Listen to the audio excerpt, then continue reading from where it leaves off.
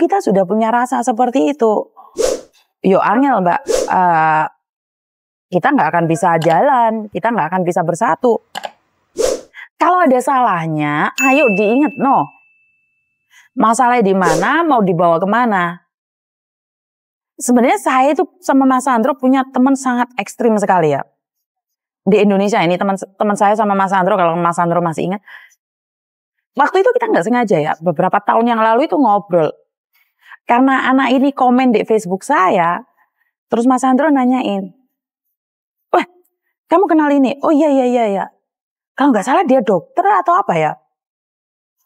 Kalau nggak salah dia dokter, itu teman saya dan temannya Mas Sandro kebetulan. Dan dia itu punya ideologi yang sangat ekstrim Mbak. Di grupnya Mas Sandro dan di grup saya, itu beda loh Mbak. Beda grup loh. Tapi di orang yang sama. Di orang yang sama. Tapi kata-katanya doktrinan semua. Ini sebenarnya saya ingin bahas sama Mas Sandro. Padahal kan di grup sekolah ya.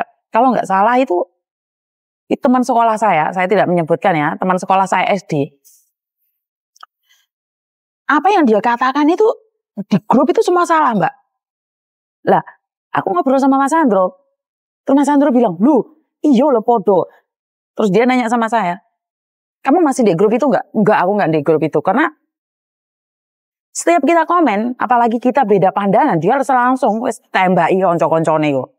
Jadi kita merasa sebagai teman itu ya apa sih?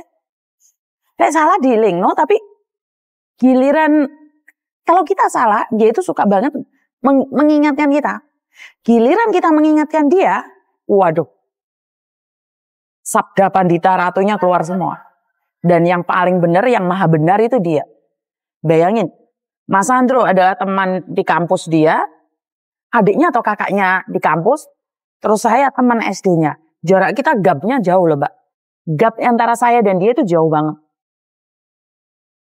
Tapi herannya doktrinan dia itu masuk di saya dan masuk di Mas Sandro. Kita beda gap loh. Maksud saya adalah saya cuma pendidikan S2 itu SD SMP. Mas Sandro itu yang kelas kakap memang. Jadi Mas Sandro pendidikannya memang tinggi sekali. Jadi dari situ sudah kelihatan. Jadi dia itu mencoba masuk di beberapa celah di teman-temannya. Dan teman saya SD itu sudah mulai mengikuti dia.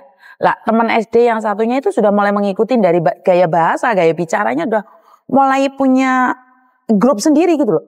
Waktu reuni itu dia punya grup sendiri yang khusus buat dia. Nah, kalau saya masuk, mereka akan mempertanyakan seolah-olah saya itu tidak layak masuk di mereka gitu. Karena saya tidak sealiran dengan mereka, saya tidak sependapat dengan mereka. Dan saya merasa adalah teman ini adalah toksik. Saya kurang tahu ya, saya sendiri soalnya open mind. Saya orangnya terbuka dengan siapapun, ya saya menerima saran dan kritik. Tapi kalau saya mengkritik Anda dan mengasih saran Anda, terus dia jepat-jepat, malik-malik, beker-beker, ya repot Mbak. Saya salah, saya diingatkan, tapi giliran dia salah, saya ingatkan dia yang cepat-cepat. Jadi buat teman-teman yang di luar sana, memilih teman, ya mungkin karena faktor umur juga ya Mbak ya. Karena faktor umur saya sudah semakin tua, tapi saya tahu semakin tua bukan berarti semakin ganjen ya.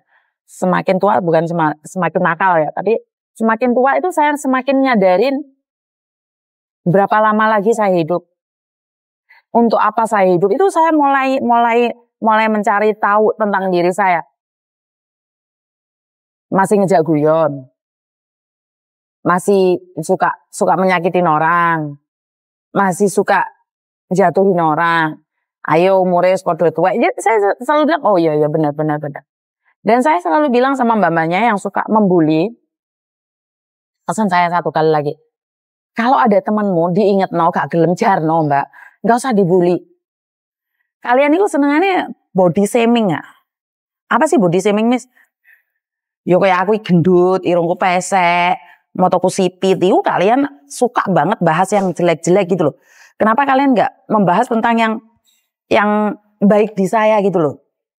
Oh iya Miss Yuni mau menolong orang GR. Miss Yuni mau menolong orang. Enggak sih diserang itu body shame. Miss Yuni ki sing merongos itu tau sing elek itu tak. Sebenarnya gini loh Mbak, elek, ayu itu titipan.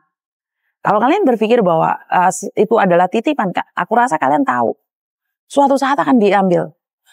Kalau dipikir dulu sih, saya cantik juga kok.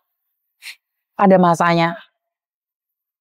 Kalau dipikir, di usia saya yang sekarang dengan usia Anda yang dulu gitu. Di usia saya sekarang itu saya rasa saya masih energetik. Walaupun saya sudah berkepala 4 ya. Tapi kalau dibandingkan di umur saya 20 lebih dulu sama kalian yang suka membuli itu, yo saya tidak jelek-jelek amat loh Mbak. Jadi kalian itu ngomong Mbak Yuni ini lemu gendut kayak gajah. Yo kayak gajah ini minimalnya sing kayak gajah anakan, ojo gajah babonan. Gajah anakan kan masih kecil. Jadi kalau gajah babonan kan wis terlalu gede gitu. Jadi buat teman-teman di luar sana jangan membuli, diingatkan kalau mau, terus jangan sampai menghakimi. Itu saya selalu mengingatkan. Kenapa? Kadang-kadang apa yang kamu lihat itu belum tentu yang nyata, Mbak. Karena apa yang kamu pikirkan belum tentu orang lain memikirkan. Dan apa yang kamu katakan belum tentu temanmu mengerti. Mau jelas itu percuma. Ada teman yang baik, itu mengingatkan, bukan menjatuhkan. Kalau teman yang memang bestie beneran, dia akan mengingatkan. Weh, jalanmu gak bener gitu. Karepmu piye bro, itu mengingatkan. Tapi kalau sudah dipost, dibawa kemana-mana, terus diedel-edel, itu sebenarnya menurut saya bukan teman ya, itu menurut saya adalah ngejak perang itu. Benar gak? Jadi apapun keputusan kalian, apapun yang kalian ingin lakukan, saya cuma berpesan, hidup cuma sekali, nikmatin, enjoy, dan jangan banyak mengeluh. Terlalu banyak mengeluh, pikiran kita jadi galau, dan kita nggak jelas mau dibawa kemana hubungan ini. Benar nggak? Saya cuma bisa membantu doa agar kita semua, sampean sama saya, sama-sama belajar untuk menjadi lebih baik lagi, nerimo mantum. Jadi jangan terlalu mengeluh, karena dalam kehidupan ini kita tidak tahu siapa yang benar, siapa yang salah. Ingat angka 9 dan angka 6. Mungkin kalau kamu berdiri di posisi saya, angka itu adalah 9. Tapi kalau Anda melihat dari posisi Anda, maka itu adalah angka 6.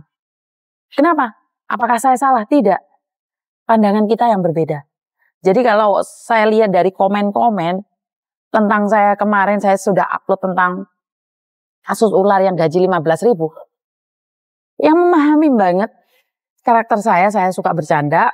Dan yang memahami banget saya orangnya serius, itu terbelah 2 Mbak. Jadi dikiranya job itu beneran ada. Dan yang satunya dikiranya job itu adalah guyonan. Jadi saya nggak bisa mengarahkan kalian harus seperti ini, seperti itu, seperti ini, nggak bisa. Jadi setiap kali pandangan saya taruh di YouTube dan di Facebook itu termasuk apa? Saya sudah sanggup menerima saran dan kritik. Kalau saya sudah up di YouTube, di Facebook, tapi saya tidak menerima saran dan kritik, ya jangan jadi YouTuber. Benar nggak? Apakah semua orang tuh yang komen suka sama saya? Enggak semuanya suka sama saya. Ada yang pura-pura, ya termasuk kamu. Ada yang benar-benar baik, iya termasuk kamu. Tapi saya cuma bercanda, jangan diambil hati.